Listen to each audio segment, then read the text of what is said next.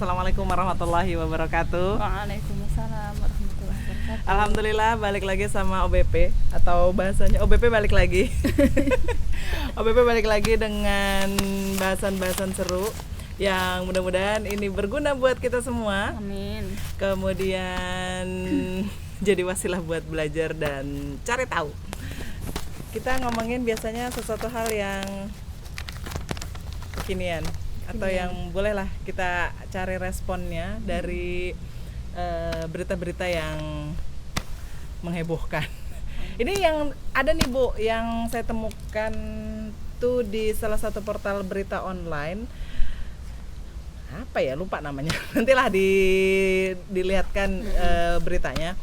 Gini, ada Kementerian Agama RI itu meluncurkan atau membuat ini sekitar 1.000 titik yang berupa kampung moderasi, kampung moderasi beragama atau KMB. Nah, ini nih di seluruh Indonesia itu 1.000 titik dan di Kalsel sendiri itu ada sekitar 13 titik. Nah, jadi katanya sih menurut beliau-beliau yang ada di Kemenak itu adalah langkah positif untuk untuk mempromosikan perdamaian, kemudian menjaga kerukunan, keberagaman di masyarakat. Katanya seperti itu. Ini baru loh diluncurkannya bulan Juli kemarin. Dan itu juga ya, berarti perdamaian, kerukunan, toleransi itu ya memang kita sepakat itu harus harus kemajemukan gitu ya. Iya, harus dipertahankan, dirawat memang. Itu penting ya, karena kita tahu sendiri di Indonesia juga ya ada banyak ada 5 agama yang ada di Indonesia gini. Cuman kalau dari ini ya tadi ya, dari kegunaan ya, kegunaan. Kalau dari ini sendiri kan salah satunya juga untuk mencegah. Bukan mencegah sih, tapi menciptakan kerukunan. Ya sih, mencegah. Iya. Kekacauan. Nah, artinya di sini di masyarakat kita berarti macam kondisinya itu seperti apa gitu ya, sehingga kayak moderasi beragama ini kan kemudian masuk ke RPJMN gitu ya, Rancangan Pembangunan Jangka Menengah Nasional.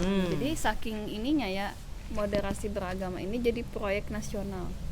Makanya sampai ada memang diluncurkan kampung moderasi beragama.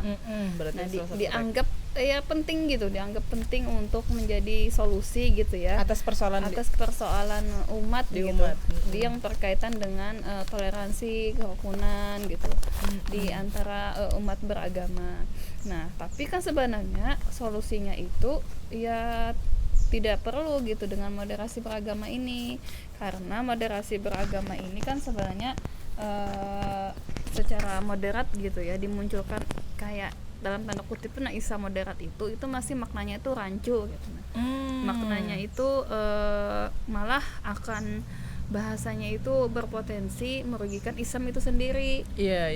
Kenapa merugikan Islam itu sendiri? Karena seolah-olah Islam moderat, terus yang Islam yang tidak moderat itu yang bagaimana kayak itu, yang Islam yang sebenarnya gitu. Ada istilah Islam moderat itu. Lalu itu secara ini ya, yang menjadi tujuan pemerintah tadi kan sudah Budian bilang loh, tujuannya untuk menciptakan gitu ya perdamaian gitu, toleransi. Nah, namun secara pengertiannya gitu ya, kalau mungkin kita harus mengetahui juga gitu ya, moderasi agama itu secara garis besar adalah paham keagamaan yang moderat gitu. Jadi dia moderat itu kayak tengah-tengah gitu. Jadi kan ada tuh ya istilahnya itu orang tuh yang keras gitu bahasanya. Garis keras gitu. Ya itu. Terus sama yang longgar banget. Yang keterbukaan kan moderat itu memang ini tengah-tengah ya. Tengah-tengah gitu. Jadi menerima apa saja yang datang gitu, tapi juga tidak terlalu juga ya, yang kalau istilah bahasa itu sedang-sedang aja gitu dalam beragama. Maksudnya ya itulah, bisa kurang lebih gitu ya. Udahlah kalau ada di persoalan ini nggak usah bawa agama gitu. Kemudian kalau lagi kumpul-kumpul ada ini misalnya nggak boleh, tapi Iya. kan ini acaranya ini gitu ya. Iya. Berarti kalau boleh dong kalau mau minum ini, minum apa sih?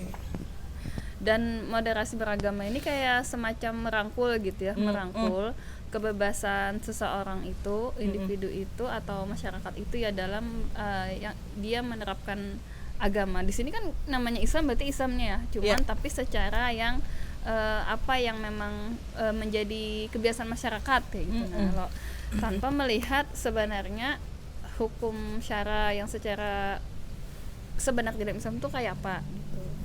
Iya. Nah, iya.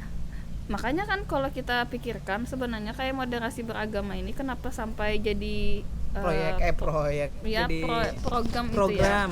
Program moderasi beragama ini karena memang di balik itu semua sebenarnya ya ada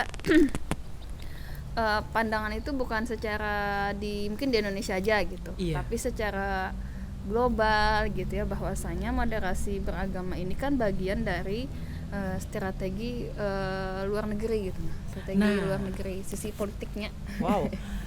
Jadi program yang ada itu ada ini juga ya Bu ya, ada peran Iya, dari luar ya, bisa jadi buat apa ya, mengamankan mengamankan posisi yang ya artinya kan gini ya, pernah sih kepikiran gini Bu, kalau umat Islam itu apa ya, memegang teguh terhadap ajarannya, itu kan nanti misalnya dengan adanya produk-produk apapun, produk-produk konsumtif yang ada diluncurkan oleh perusahaan-perusahaan besar yang itu misalnya base-nya itu di barat, jualannya nggak laku gitu kan. Iya. Nah itu kali ya, saya pernah kepikiran itu sih. Habis itu kan nanti dibuat begitu, sudahlah, ayo dibuat begini, jangan, nggak usah terlalu ini banget gitu. Iya. Biar tetap dapatnya itu sih, ya nggak sih? Iya. Makanya maksudnya ini lebihnya yang istilah Islam moderat atau kemudian moderasi beragama di Indonesia ini itu kan asal muasalnya sebenarnya kan bukan proyeknya itu tuh sebenarnya dari barat gitu ya, dari barat itu untuk mengubah sudut pandang kaum muslimin itu. Mereka itu mau menerima gitu, ide-ide yang kayak kita bahas dulu sekularisme gitu ya, pluralisme, ide-ide kebebasan, liberalisme gitu. Sampai turunannya nanti ke tadi ke produk-produk yang mereka tadi jual. Dan Islam moderat ini itu jadi kunci. Benar. Kunci ya, Ben. Kunci. Iya. Penyebaran demokrasi di negeri Indonesia. Jadi gini, berarti kita runutin dulu. Yang di barat ini apa nih ininya, apa, saya pernah dengar itu ada namanya Rand Corporation, pernah dengar ya Bu ya?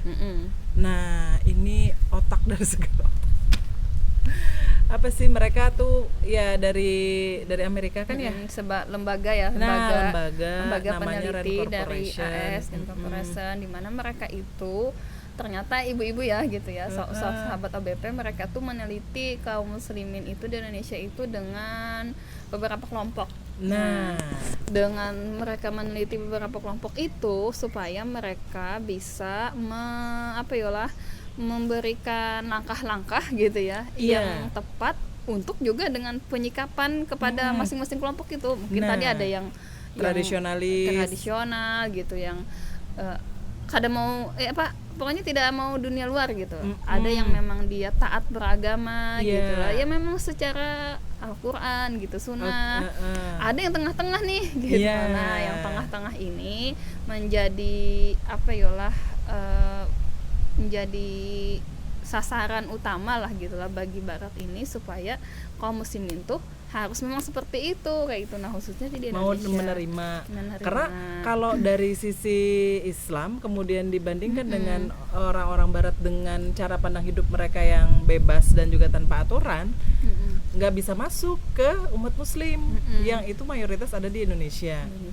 Lah jadinya biar pemahaman mereka yang dari barat itu masuk, maka dianukanlah, dielu-elukan, dibuatlah sebuah mungkin program supaya ada mengenalkan tentang ada Islam moderat.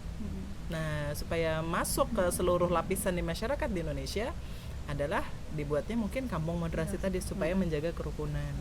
Saya tuh bingung ya Bu ya. Emangnya persoalan di Indonesia ini persoalan kerukunan tuh jadi persoalan Enggak banget? juga kan? Enggak juga.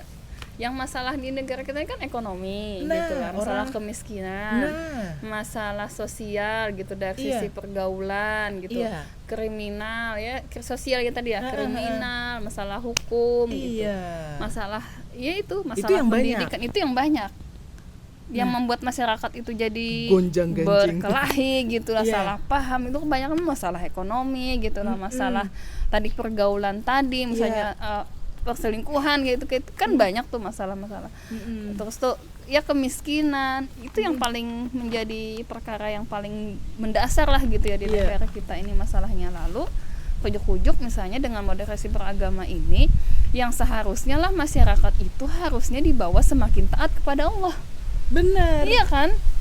Nah, semakin taat kepada Allah, semakin aturannya berarti masalah semua ini kan hanya dengan meminta kepada Allah gitu ya, pertolongan. Kayak apa sih jalan keluarnya dengan permasalahan yang tadi ekonomi kah gitulah, sosialnya kah masalahnya.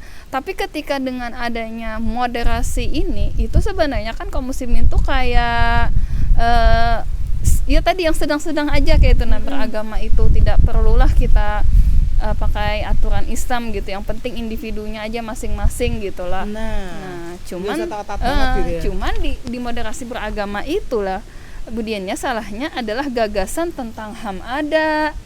Nah benar. Di moderasi beragama itu ada gagasan tentang HAM, tentang yang kesetaraan gender tuh, laki-laki dan perempuan itu sama gitu lah dari sisi apa ya lah yang dilakukan gitu. Terus itu dari sisi pluralisme tadi gitu ya, ke yang menganggap semua agama itu benar gitu. Habis itu kebebasan. Nah, di situ ada di dalam moderasi beragama itu gagasan itu. Nah, di mana coba Ibu mikirlah ketika problem masyarakat itu masalah kemiskinan gitulah, masalah sosial, masalah hukum, politiknya juga gitu. Lalu dengan adanya moderasi beragama ini yang malah di situ mengusung HAM, kebebasan, pluralisme, antara solusi dan masalah tuh nggak nyambung. Kok kemana? Aku kemana? Kamu di mana? Apa bahasanya tuh mengambilnya di hulu jar, pas hendak mengambil lagi mengembalikannya ke hilir. Pas sudah mau ngambil lagi ke hulu lagi. Nah, nggak akan ketemu gitu. Iya benar. Ya jadi sahabat OBP kita di sini coba mengalurkan ya yang sekenanya kami dapat gitu kan, dari mulai melihat ada dari satu portal berita yang menarik untuk diperbincangkan, kemudian dilihat di masyarakat. Bisa jadi nih kalau kita kan masyarakat itu kita coba tanya gitu ke masyarakat, atau kalau masyarakat tuh nggak peduli kayaknya Budian. Nah dia ibaratnya tuh nah ada apa moderasi beragama apa gerang karena tahu aku yang penting bisa beli nasi beli beras. Nah itu dia, mereka nggak mengerti gitu ya dengan program itu atau dalam tanda kutip tadi ya proyek apapun itu yang mereka tahu tentang bagaimana memenuhi kebutuhan hidup gitu. Nah betul, nanti kujuk-kujuk program ini berjalan ternyata tanpa mereka sadari itu mereka ternyata ngikut. Nah itu yang khawatirnya, mereka ngikut ke bawah arus. Ya jadi di sini mudah-mudahan dari pengaluran sedikitnya dari kami ini bisa membuka mata kita semua bahwasanya ini yang harus diwaspadai, dan juga mengembalikan lagi persoalan-persoalan yang kita hadapi hari ini harusnya mencari solusinya pakai solusi Islam, dikembalikan kepada solusi Islam. Karena kalau tadi solusi moderasi beragama tadi yang sudah disampaikan oleh Bu Mas Liati, maka base-nya asalnya juga dari Barat dengan ide-ide mereka yang sangat-sangat jelas tidak Islami, mana mungkin bisa menyelesaikan berbagai masalah atau problem yang dihadapi hari ini. Kayaknya persoalan moderasi beragama ini harus 2 kali karena kita nggak mungkin habisin. Kita belum lihat satu sisi kalau di dalam Islam sendiri gimana melihat, sudahkah kita itu clear sama yang namanya soal toleransi lah atau apalah tadi. masa iya gitu kan, apa ada terus Apa ada bermasalah kan pasti ada pertanyaan nah gitu ya. masalahnya di mana. Nah mungkin itu kita nanti akan sambung kembali tentang persoalan atau pembahasan tentang ini lagi. Dan sekian dulu OBP kali ini, terima kasih sudah menyaksikan. Saya Dian Anjerwati Mas Yati. undur diri, terima kasih. Assalamualaikum warahmatullahi wabarakatuh. Waalaikumsalam.